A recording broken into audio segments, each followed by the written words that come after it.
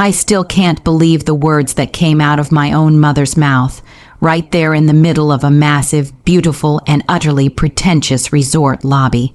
It's been months, and the shock hasn't worn off.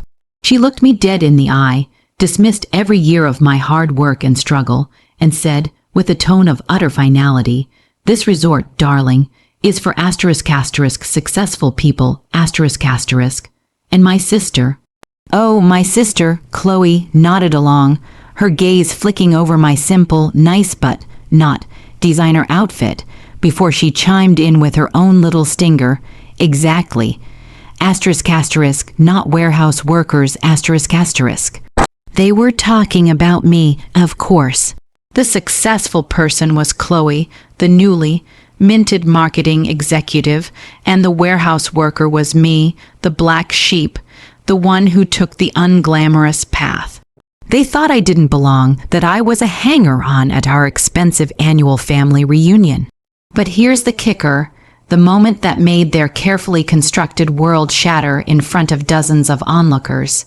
Just as I was swallowing down the bitter lump of humiliation, trying to find a corner to disappear into, the general manager of the entire resort, a man in a perfectly tailored suit, appeared through the double doors, scanned the crowd, and walked straight up to our asterisk group.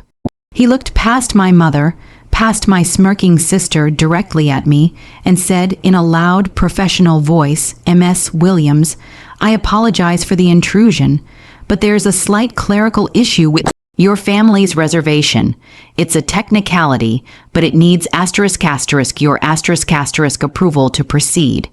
Was I wrong for letting them stew in their mistake for weeks, knowing the truth the entire time? Tell me if you would have enjoyed watching their smug faces drain of color as much as I did." The story really starts a few months before that reunion, back when the annual family gathering was first announced.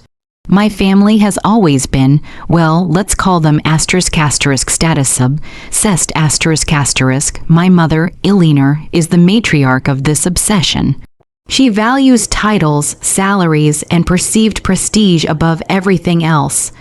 My dad, bless his heart, is quieter, a man who just wants peace, but he's always been subservient to Mom's social climbing.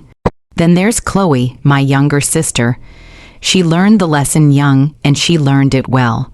We used to be close when we were kids, but somewhere along the line, she became Mom's mini-me, internalizing the idea that my choices were somehow less than.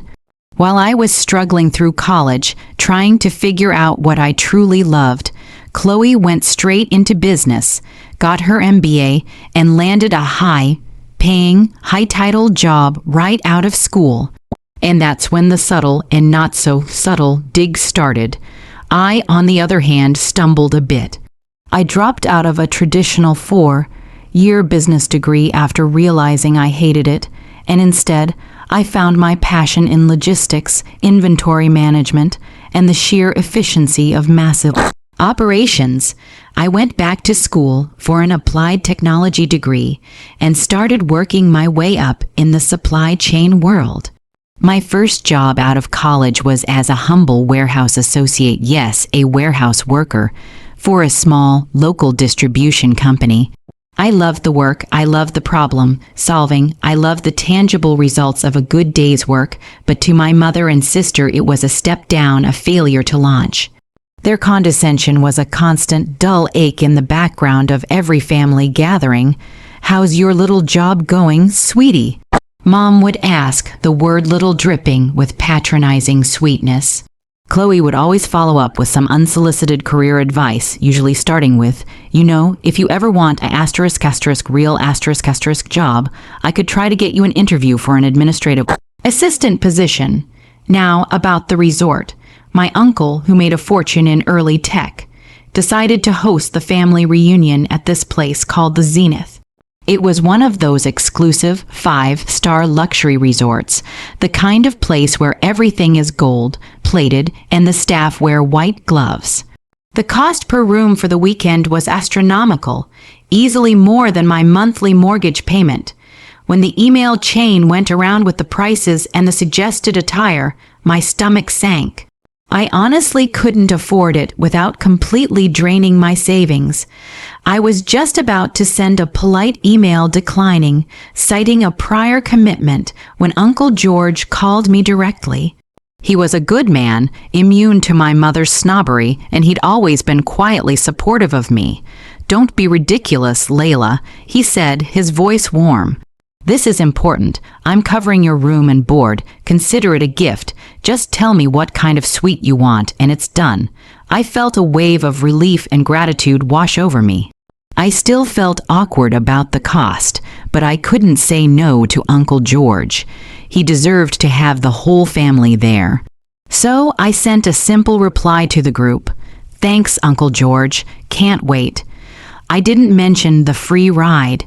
Let's be honest, I knew if my mother and sister knew I hadn't paid my own way, they would have used it as more ammunition to make me feel small. What they didn't know, what no one outside of my professional circle knew, was that during the 3 years I had been a warehouse worker, I had been relentlessly climbing. That small, local distribution company was a subsidiary of a massive multinational corporation that specialized in logistics, supply chain optimization, and, crucially, technology integration. After 6 months on the floor, I was promoted to inventory control specialist. 6 months after that, I took on a supervisory role, managing a team and completely overhauling the local facility's workflow. I was earning good money, had fantastic benefits, and loved the challenge. My work had gotten the attention of the executive team at the parent corporation, the company that was, ironically, named **Zenith Logistics **. About 4 months before the reunion, I was offered an incredible opportunity.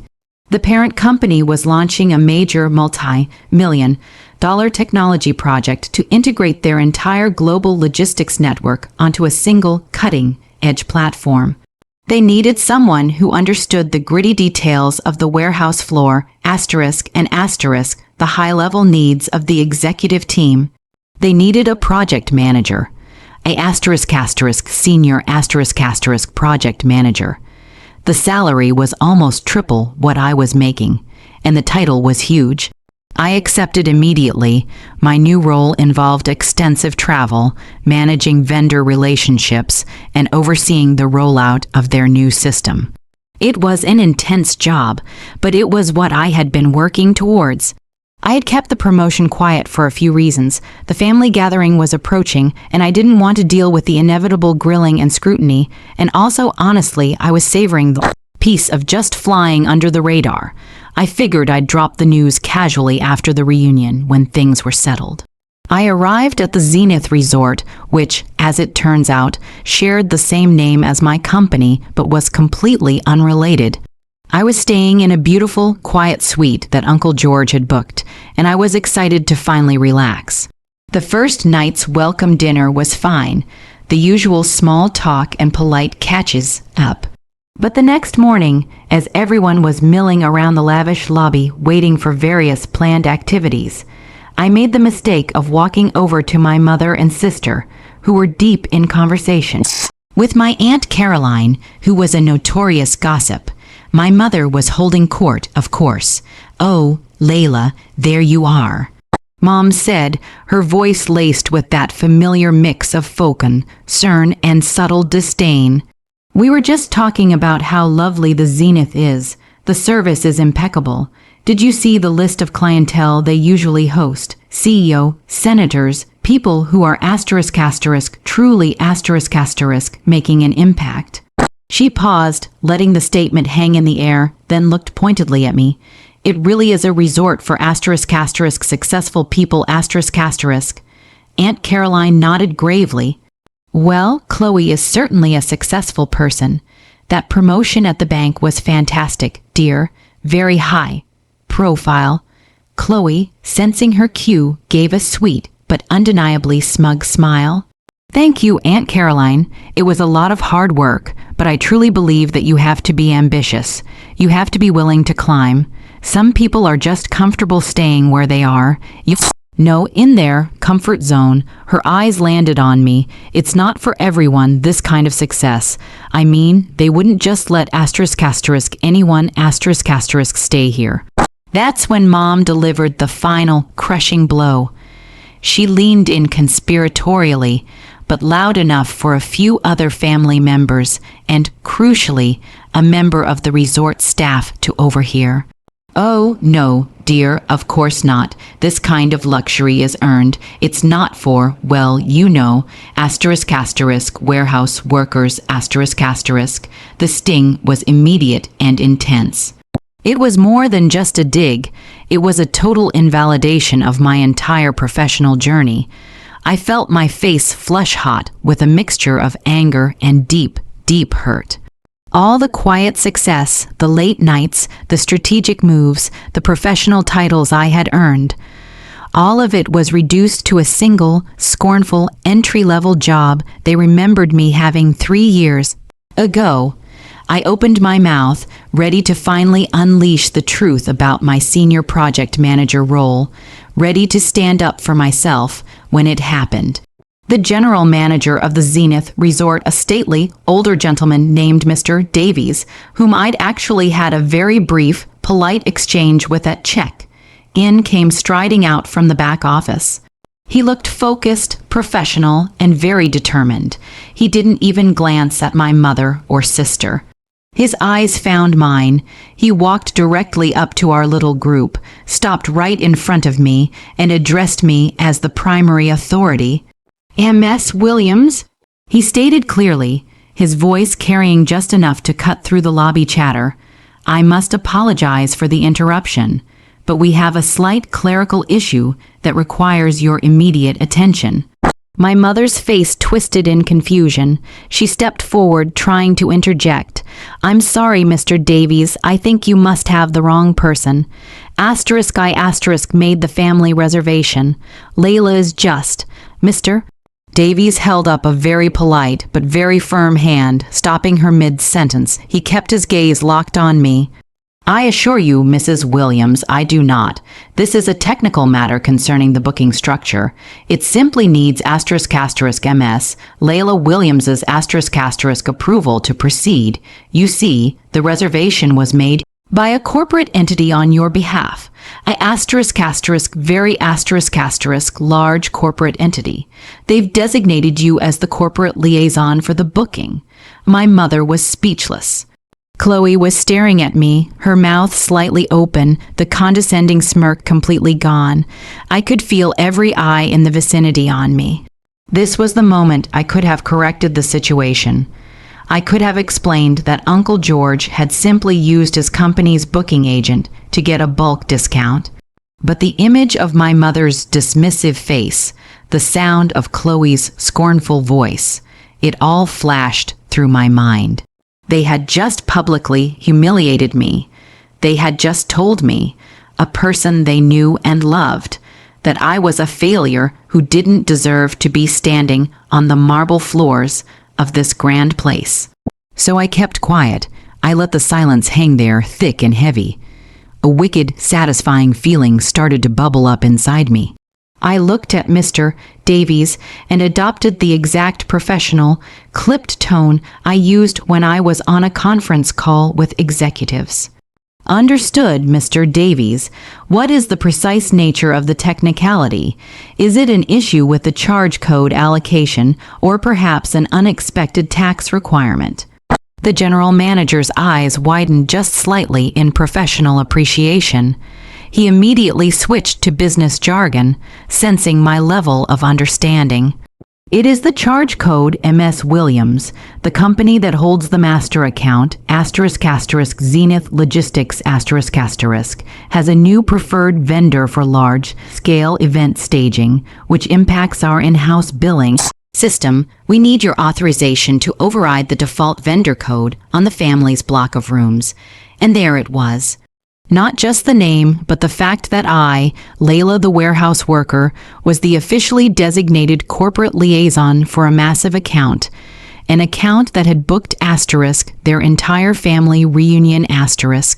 My mother and sister's faces went from confused to horrified. Chloe's perfect composure crumbled.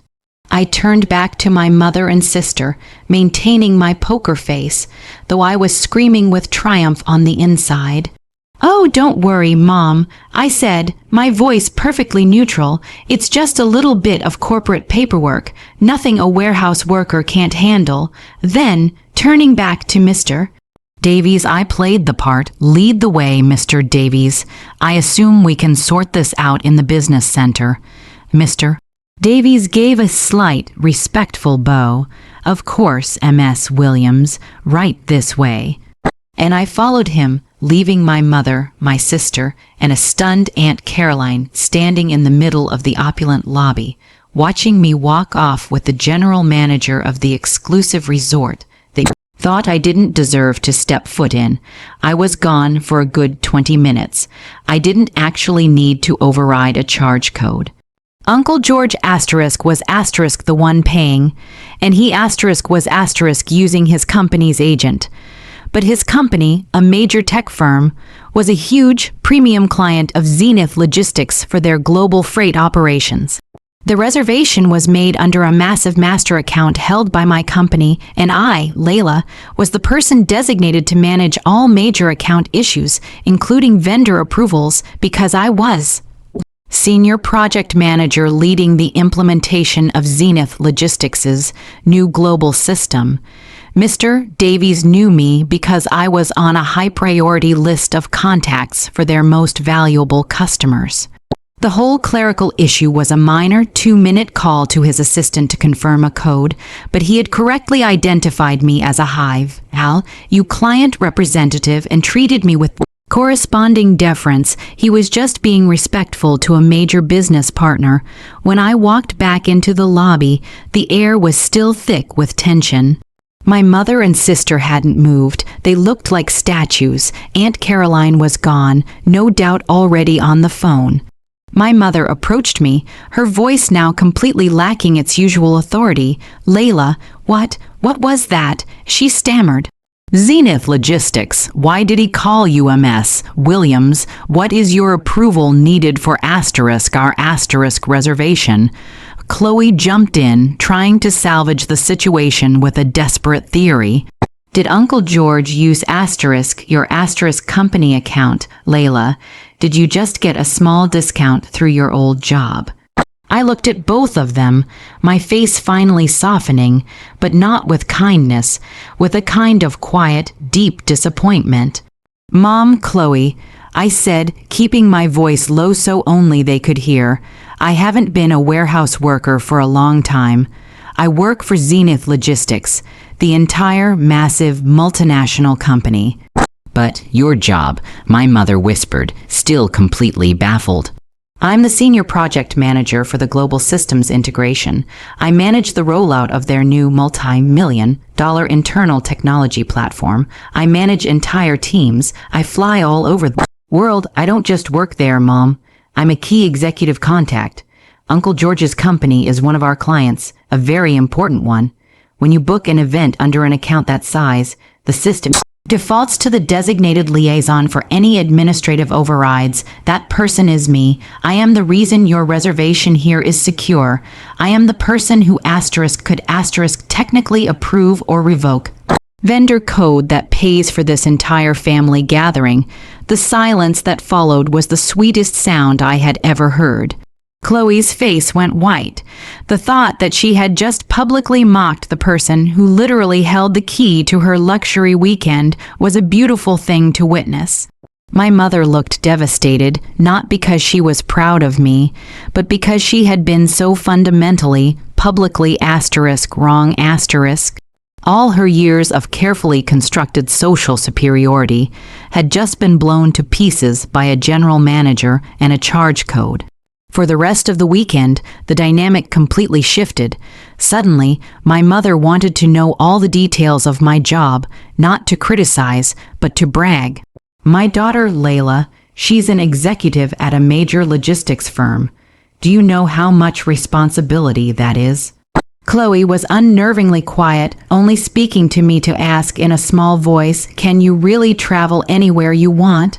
The realization that I wasn't just successful in the vague sense, but that I was connected to the very core of a global operation, and that they had scorned me for it, was a constant visible thorn in their side. I didn't gloat overtly. I didn't need to. The general manager's public respect had done all the heavy lifting for me. I just smiled, politely answered a few questions, and enjoyed my complimentary 5-star suite. They never brought up warehouse workers or success again. They learned their lesson that day, not through my words, but through my quiet, undeniable authority. So, that's the whole situation I was in. They humiliated me in front of my family and strangers, reducing years of grinding, strategic work to a shameful title. They judged me and found me lacking, and then the universe handed me the perfect, public, professional revenge. Before I tell you what the long-term consequences of that moment were and how it fundamentally changed our family relationships, I want you to pause and comment below what you would have done in my shoes. Would you have corrected the general manager and let them off the hook? Or would you have done exactly what I did and enjoyed every second of their public realization? The aftermath was fascinating. My father was the first one to pull me aside. He was beaming. "I knew you were doing big things, Layla," he whispered, giving me a huge hug. "But I didn't realize how big. I'm so incredibly proud of you." His genuine pride was the most valuable thing I got out of that entire weekend. He admitted he'd always felt awkward about my mother's attitude toward me, but never felt he could stand up to her. My success finally gave him the ammunition he needed. My mother tried to spin the whole thing, of course. She went into overdrive, making sure everyone knew I was now a senior executive.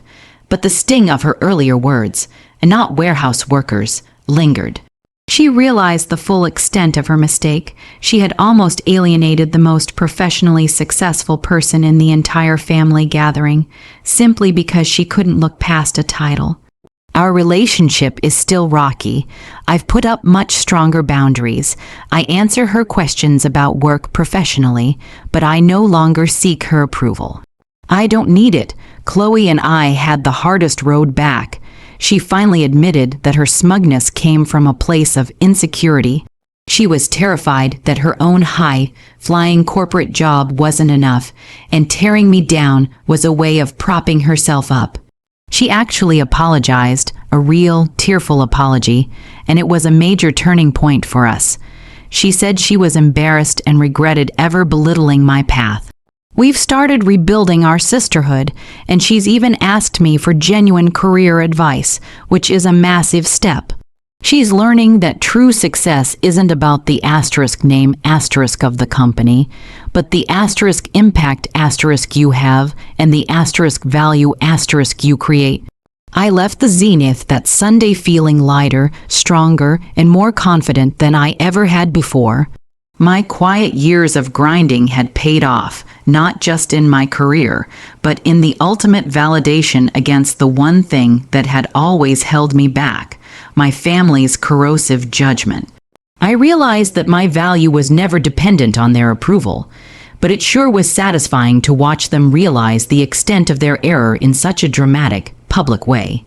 Sometimes the best revenge is simply showing up, doing the work, and letting your quiet, massive success speak for itself, especially when the person you need to speak to is the general manager of a 5-star resort.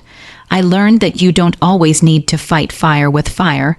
Sometimes you just need to drop a bombshell of quiet, irrefutable reality right on their designer shoes. I hope my story gave you a good mix of drama and satisfying realization. Like this video if you were on my side and think my mother and sister got exactly what they deserved for their arrogance. Subscribe for more stories like this where the underdog finally gets their moment of triumph against the snobs of the world. And please share your final thoughts on this whole mess in the comments section below. Tell me if you think their public humiliation was the wake-up call they truly needed. I'll see you all in the next story.